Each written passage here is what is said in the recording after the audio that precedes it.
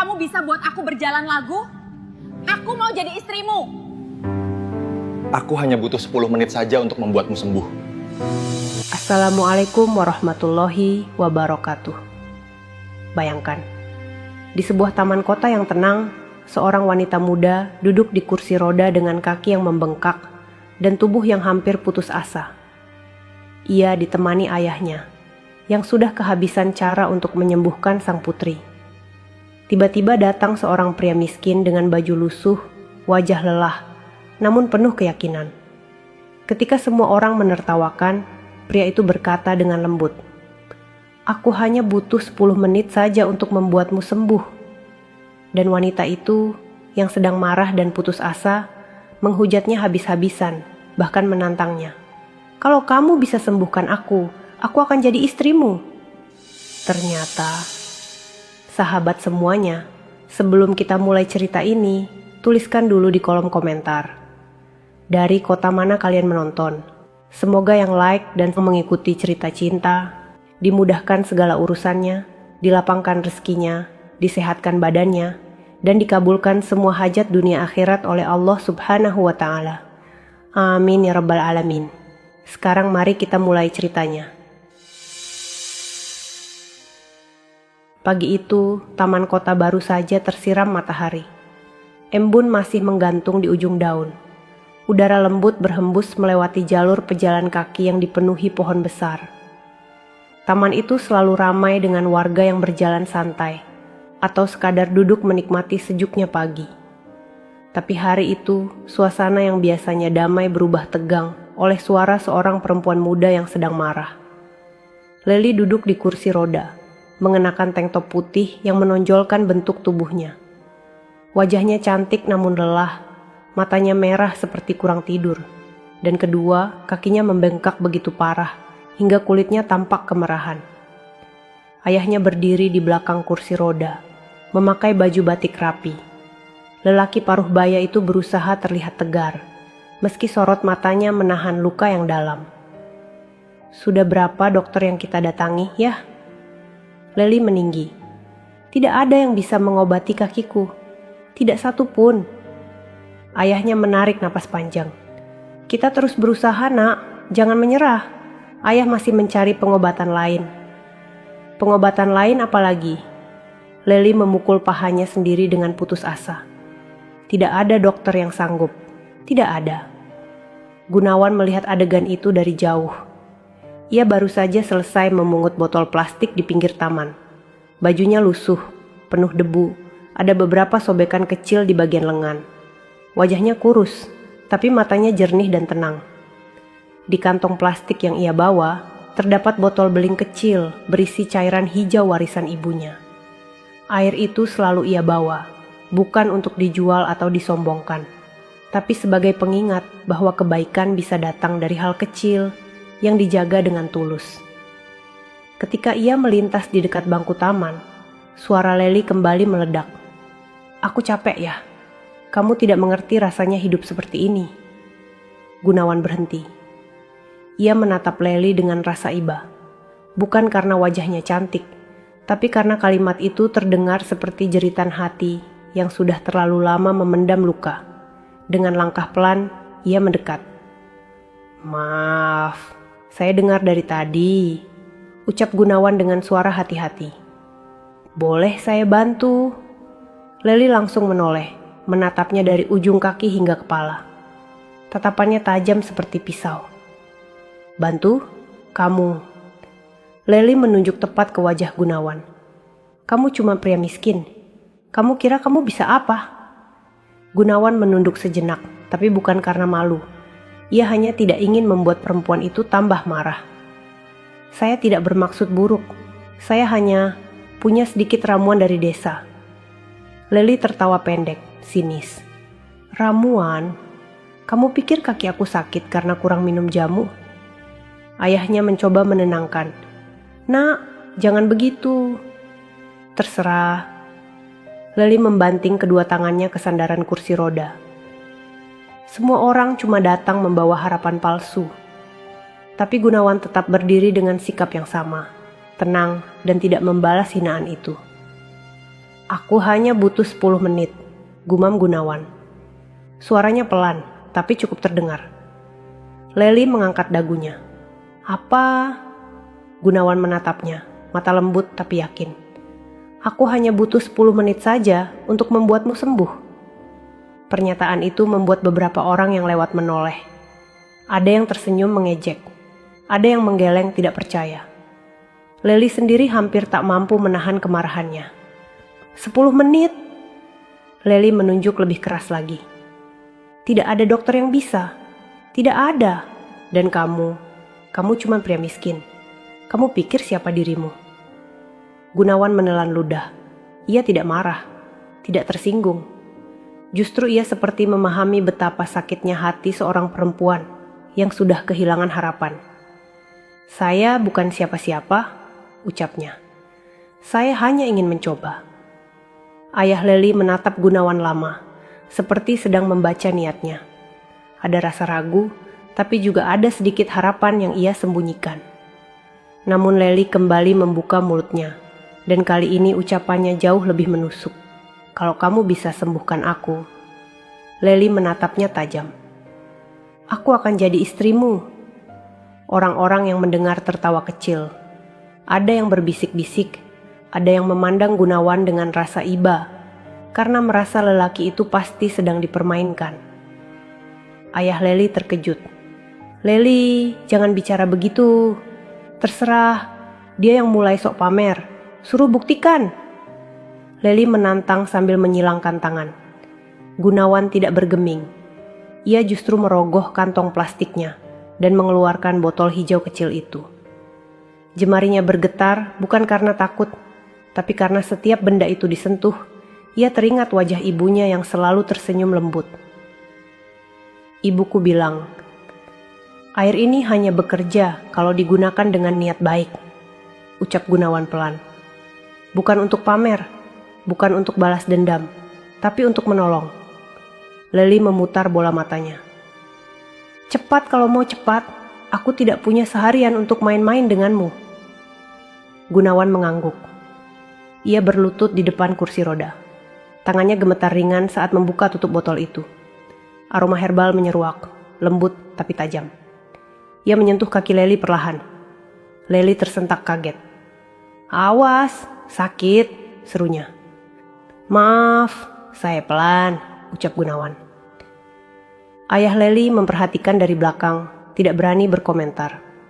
Beberapa pengunjung taman mulai berhenti, membentuk lingkaran kecil, menonton tanpa suara. Gunawan menutup mata sejenak.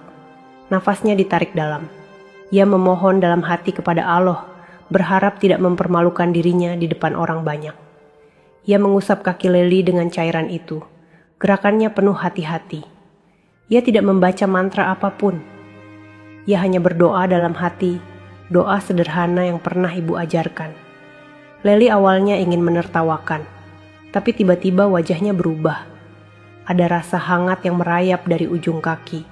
Rasa yang sudah bertahun-tahun tidak ia rasakan. Ia menggigit bibir. Apa ini? Gunawan terus mengusap, suaranya lirih. Tahan sebentar. Ayah Leli mulai maju setengah langkah. Nak, kamu merasa apa? Leli memegang lututnya. Tangannya gemetar. Matanya melebar perlahan. Ayah, aku merasa... Gunawan membuka mata, menatapnya. Belum 10 menit, ucapnya lembut. Suasana taman mendadak begitu hening. Tidak ada yang bergerak, tidak ada yang bersuara. Bahkan suara angin seolah menunggu apa yang terjadi berikutnya. Keajaiban pertama itu mulai terasa. Dan sejak detik itu, hidup mereka tidak pernah sama lagi. Hangat itu belum hilang dari kaki Leli ketika lidahnya kembali ingin menyemburkan kata yang menusuk. Ia sebenarnya terkejut dengan sensasi yang ia rasakan, namun rasa gengsi menutup semua kejujuran di hatinya. Ia menoleh tajam ke arah Gunawan, seolah mencari alasan untuk menyangkal apa yang baru saja terjadi. Kamu pakai apa barusan? Leli menggertakkan gigi. Air murahan yang bahkan tidak layak diminum? Gunawan menunduk, menutup botol hijau itu dengan pelan. Ini air dari desa. Ibuku yang merawatnya sejak lama. Air desa? Leli tertawa kecil, sinis. Kamu kira aku percaya? Kaki aku ini rusak bukan karena kurang minum air desa. Gunawan tidak menjawab. Ia hanya menggenggam botol itu lebih erat, seolah menjaga sesuatu yang sangat berharga. Sorot matanya tetap lembut, walau ucapannya barusan menusuk ke hatinya. Ayah Leli menghela napas panjang, mencoba menahan emosi putrinya. Nak, jangan bicara begitu. Kamu barusan bilang merasa hangat. Itu cuma sugesti ya, jawab Leli buru-buru. Mana mungkin kaki rusak begini bisa berubah cuma karena air hijau kotor. Seorang ibu yang sedang duduk di bangku taman ikut berujar lirih. Tapi saya lihat tadi, kamu sampai kaget sendiri. Leli langsung menatap perempuan itu tajam. Bu, tolong. Saya sudah cukup dijadikan tontonan. Gunawan mundur setengah langkah. Ia tidak ingin mempermalukan Leli. Baginya, menolong adalah urusan hati, bukan urusan siapa yang benar atau salah. Ia menunduk dalam-dalam. Maaf kalau saya menyulitkan, ucap Gunawan. Saya hanya ingin membantu. Namun bukannya melunak, hati Leli justru kembali mengeras. Rasa terkejut yang ia rasakan barusan membuatnya takut. Takut berharap, takut sakit lagi. Maka ia memilih bertahan pada kemarahan. Kamu tidak usah sok suci, Leli mengangkat suaranya. Kalau kamu gagal, berarti kamu cuma pembohong, pemulung miskin yang ingin cari perhatian. Gunawan terdiam. Ayah Leli menunduk tidak tega. Nak, jangan begitu ke orang yang berniat baik. Tangan Leli bergetar, bukan karena sakit, tapi karena bingung antara harapan dan amarah. Bapak tidak tahu rasanya jadi aku. Orang bilang aku cantik. Tapi apa gunanya kalau aku tidak bisa berjalan? Gunawan mengangkat wajahnya perlahan. Suaranya pelan, lembut, seperti ingin memeluk seluruh luka yang tersembunyi di balik kata-kata kasar perempuan itu. Saya tahu rasanya tidak punya apapun, ucap Gunawan. Saya tahu rasanya diremehkan. Tapi saya percaya setiap orang punya jalan untuk sembuh, Bu. Kau jangan panggil aku Bu. Leli mengibaskan tangannya. Aku bukan ibumu. Gunawan mengangguk pelan. Maaf. Ia kembali hendak beranjak. Tapi suara Leli menghentikannya. Hei, seru Leli. Kamu bilang tadi cuma perlu 10 menit. Sekarang baru 2 menit. Ayo lanjut. Gunawan terkejut. Kalau kamu tidak percaya, saya berhenti saja. Siapa yang bilang aku percaya? Leli menatapnya tajam. Aku cuma ingin bukti sebelum aku usir kamu dari sini. Gunawan memegang botol itu lagi. Ia berlutut untuk kedua kalinya. Tangannya mendekati kaki Leli yang bengkak. Namun sebelum menyentuh, Leli kembali menyambar dengan nada menghina. Hati-hati, jangan sentuh sembarangan, barang kumuhmu bisa nempel di kulitku. Beberapa orang yang menonton mulai berbisik. Ada yang menggeleng pelan karena kasihan pada Gunawan. Gunawan tetap tersenyum kecil. Senyumnya tipis, tapi tulus. Tidak apa, saya mengerti. Ia mulai mengusap kembali kaki Leli. Gerakannya lembut, penuh kehati-hatian. Leli berusaha memasang wajah tak peduli, tapi tubuhnya bergetar. Rasa hangat itu datang lagi, makin jelas daripada yang pertama. Ia menggigit bibir, menahan reaksi yang tidak ingin ia tunjukkan. Ini cuma kebetulan. Gumamnya lirih. Gunawan tidak menyahut. Ia hanya memejamkan mata sebentar dan berdoa. Keningnya yang berkeringat membuatnya tampak bekerja keras. Bukan demi janji pernikahan itu, tetapi demi niat yang ia jaga dengan setulus mungkin. Ayah Leli perlahan berjongkok di samping putrinya. Suaranya bergetar, lembut. Nah, ayah lihat sendiri, kaki kamu ada perubahan. Leli menoleh dengan marah. Yah, tolong, jangan ikut-ikutan percaya hal konyol seperti ini. Tapi kamu sendiri mengakui tadi. Ayahnya tidak selesai bicara. Leli memotong dengan suara gemetar. Aku takut ya. Ayahnya terdiam. Gunawan pun berhenti mengusap, mendongak perlahan. Leli menutup wajah dengan kedua tangan. Aku takut berharap lagi. Suaranya melemah. Setiap kali aku merasa sedikit ada harapan, akhirnya semuanya hilang. Ayah Lely mengelus rambut putrinya. Ayah tahu. Beberapa detik itu terasa sangat panjang bagi mereka bertiga. Gunawan memandang keduanya dan merasa dadanya sesak. Ia bisa merasakan luka yang selama ini dikubur Lely. Luka yang jauh lebih dalam daripada bengkak di kakinya. Dengan suara rendah, Gunawan berkata, "Saya tidak akan memaksa. Kalau kamu takut, saya berhenti." Lely membuka jari-jarinya. Matanya masih merah. Nafasnya terputus-putus. Ia menatap Gunawan dengan campuran takut dan marah. "Teruskan," ucap Lely lirih. Gunawan hampir tidak percaya perempuan itu mengatakannya. Namun sebelum ia bergerak, Lely menambahkan dengan nada yang lebih keras. "Aku cuma ingin membuktikan kalau kamu bohong. Hanya itu." Gunawan mengangguk pelan. "Baik." Ia kembali menyentuh kaki Lely. Rasa hangat itu kembali menjalar, lebih kuat dibanding sebelumnya. Lely merasakan darah di betisnya berdenyut. Sebuah rasa yang sudah bertahun-tahun hilang. Ia menutup mulutnya agar tidak terdengar terkejut. Matanya membesar. Ayahnya memegang pundaknya. Terharu sekaligus takut kalau kejadian ini hanya sebentar. Gunawan menarik napas pelan. "Sudah 3 menit," Lely bergidik. Entah karena takut, marah, atau terharu.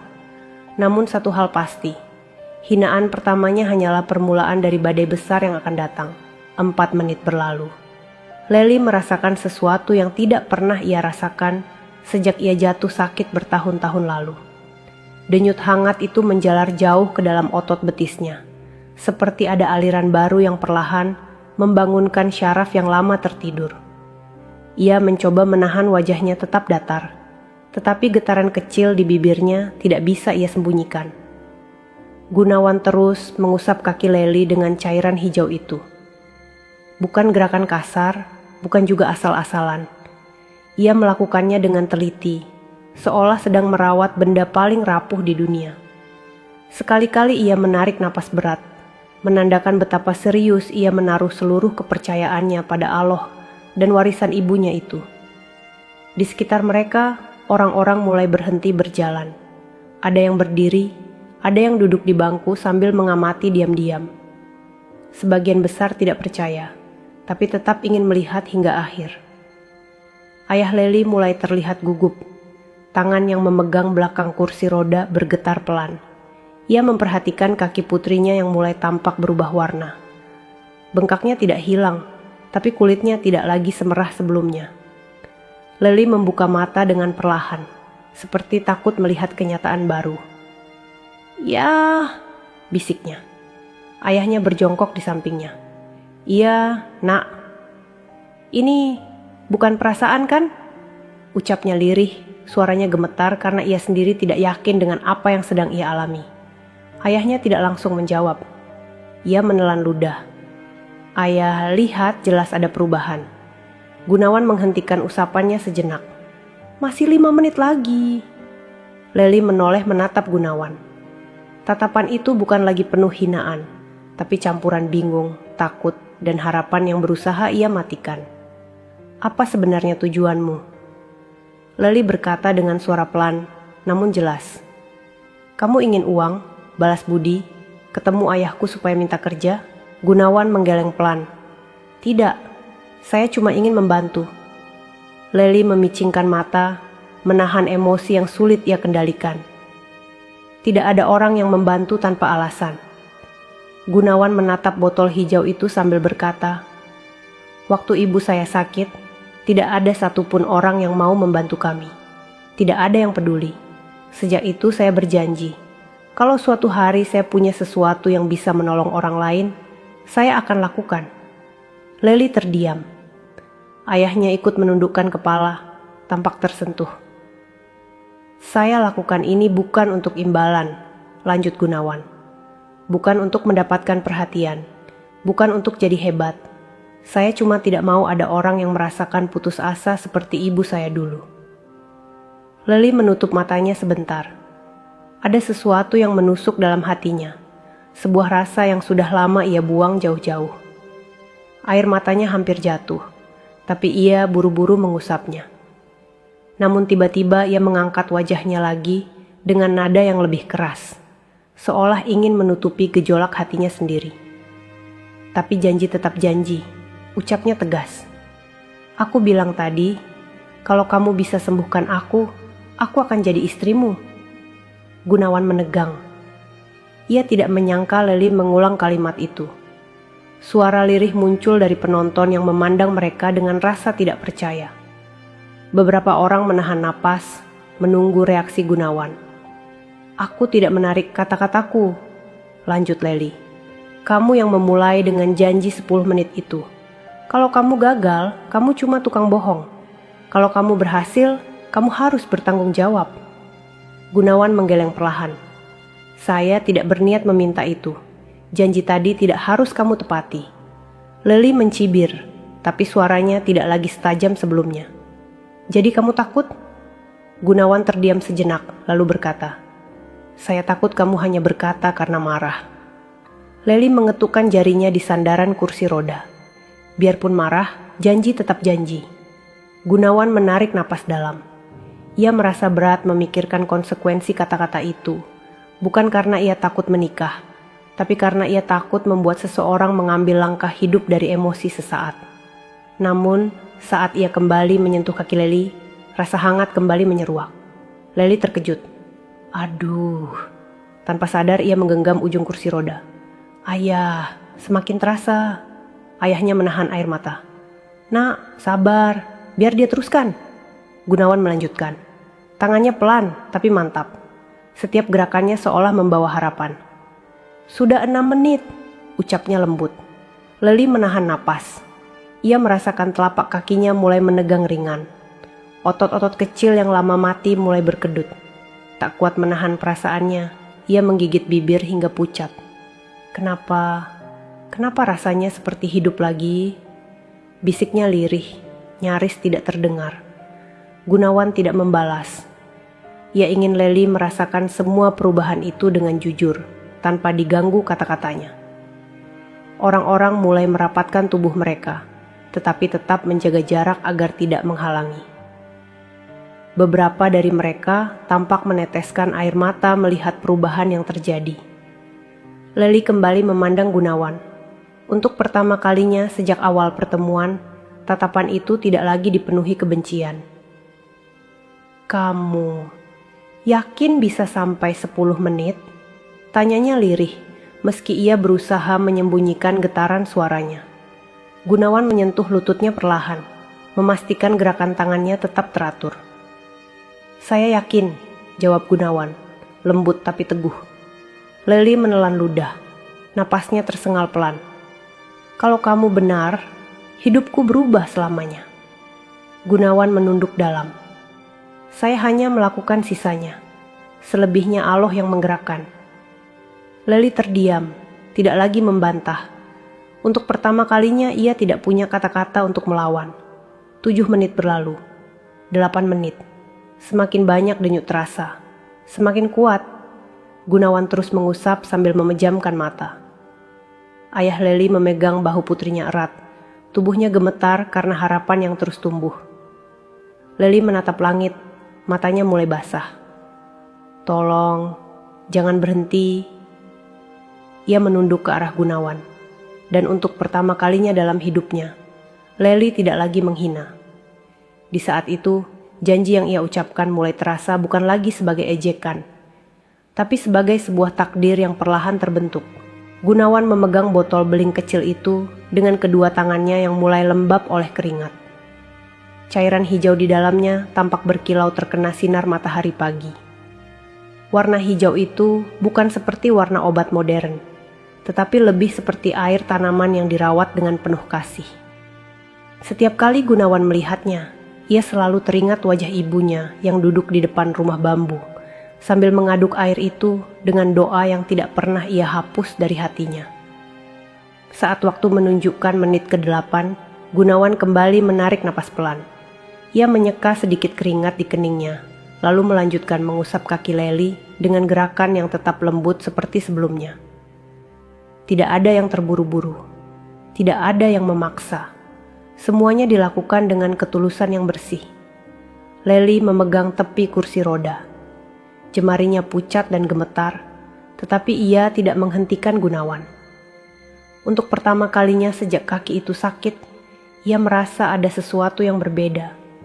Ia merasakan denyut yang mengalir dari pergelangan kaki ke betis, seperti ada kehidupan yang perlahan bangkit dari tidur panjang. Ayah Lely memperhatikan dengan napas nyaris terputus. "Nak, kulit kakimu tidak merah lagi," ucapnya dengan suara serak yang terdengar, seperti menahan tangis yang sudah lama mengendap. Lely menunduk. Ia terkejut saat benar-benar melihat kakinya. Warna kulitnya yang biasanya ungu dan merah kini tampak lebih tenang. Bengkaknya tidak hilang, tapi tidak lagi tampak sekasar sebelumnya. Ada cahaya kecil yang menyala di mata Lely, sebuah cahaya yang hampir punah bertahun-tahun lalu. Gunawan melanjutkan usapan terakhir. Suaranya sangat pelan, nyaris seperti doa yang merayap ke dalam tanah. "Ibu selalu bilang," gumamnya, "air ini bukan soal kuat atau ampuh. Air ini hanya akan bekerja kalau yang memohon adalah hati yang ikhlas." Lely menatapnya dengan pandangan yang tidak lagi sinis. Ada sesuatu di matanya yang berubah. Wajahnya yang biasanya keras kini terlihat rapuh, seperti dinding tebal yang tiba-tiba retak. "Dari mana kamu dapat air ini?" tanya Lely perlahan. Suaranya gemetar karena ketakutan dan harapan yang bercampur jadi satu. Gunawan mengangkat botol hijau itu. "Dari desa kecil di kaki gunung, tempat ibu saya lahir dan menghabiskan hidupnya."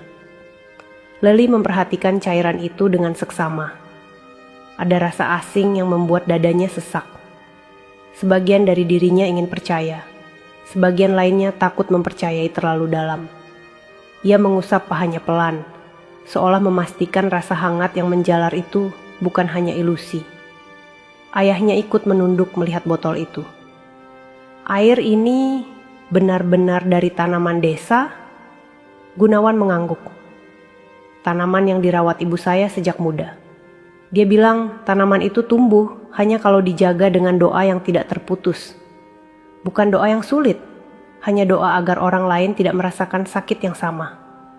Lely menggigit bibirnya. "Ibumu masih ada?" Gunawan menunduk dalam. Suaranya pecah sedikit. "Sudah meninggal." Suasana seketika berubah sendu. Tidak ada yang berani menambahkan kata. Angin yang bertiup membawa daun kering jatuh di samping kaki Gunawan, seolah ikut merasakan kehilangan itu. "Aku janji pada beliau," lanjut Gunawan pelan, "kalau suatu hari aku punya kesempatan menolong orang, aku akan lakukan.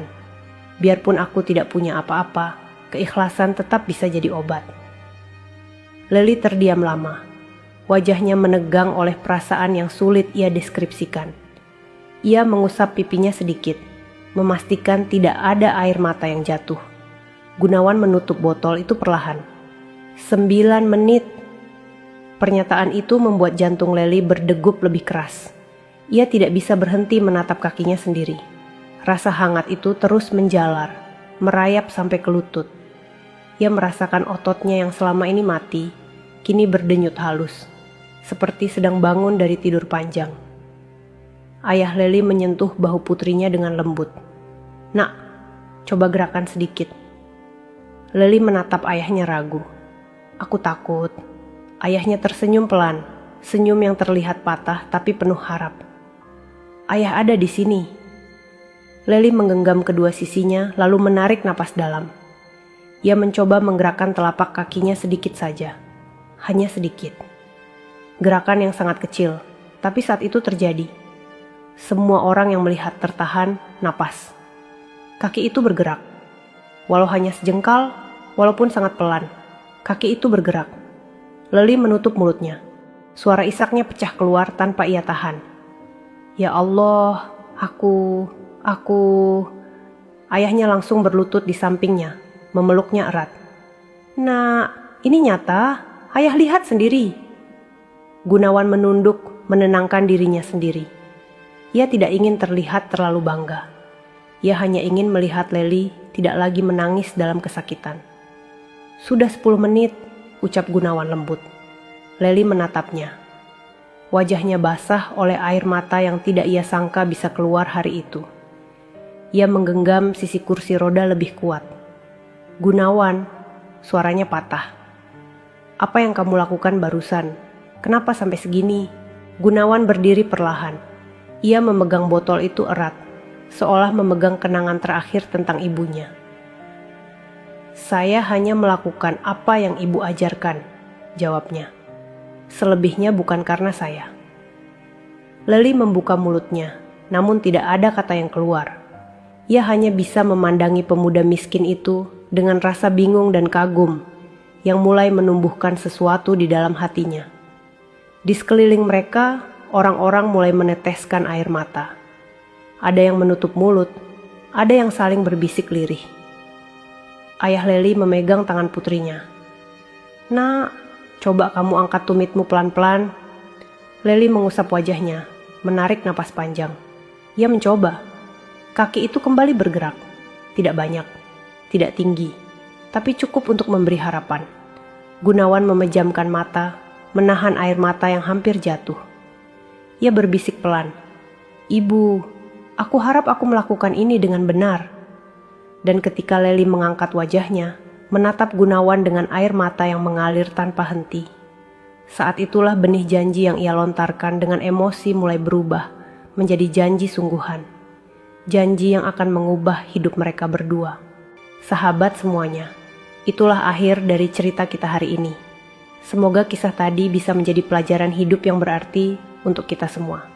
Sebelum video ini ditutup, kalau sahabat suka dengan cerita seperti ini, jangan lupa klik tombol suka, bagikan ke teman-teman, supaya sahabat tidak ketinggalan cerita-cerita menarik dan penuh makna lainnya. Terima kasih banyak atas waktunya. Wassalamualaikum warahmatullahi wabarakatuh.